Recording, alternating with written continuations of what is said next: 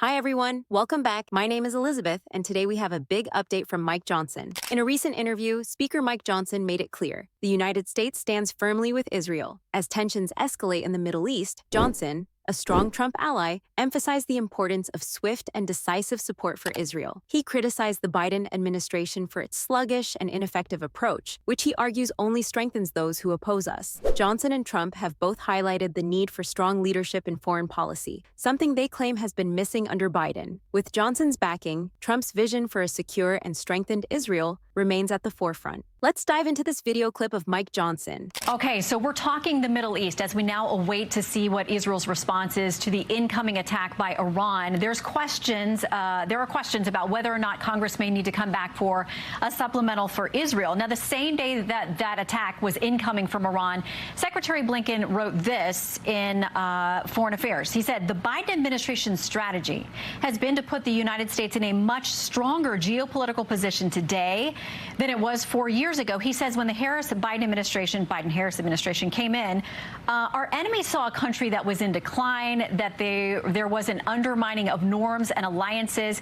Now, the secretary says he doesn't do politics, but what do you make of his statements? Interesting. Let's keep watching. The statement, it's nonsense. Of course, everything that they've done since day one, the Biden-Harris administration, is project weakness on the world stage, and that has put us in the most dangerous situation that we have been in since World War II.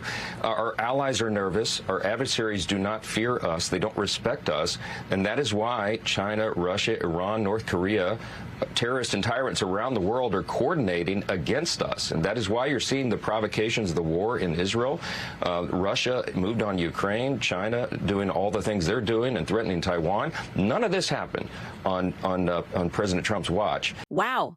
Mike Johnson is so right. Because he was a steady hand, a strong hand at the wheel. We have got to reelect him so that we can restore the order in the world and project peace through strength again. That's what we have to get back to, and it cannot happen soon enough. There's been a lot of pushback from the federal government, from federal agencies, saying that Republicans are out there spreading misinformation about FEMA funding and how it's been used for people who have come here as migrants, many of them illegally, millions of them, versus how the money is spent for disasters. White House Press Secretary Karine Jean-Pierre said this on Friday about conflating the two pools of funding. Guys, we really need to pray hard right now for our country. Let's keep listening.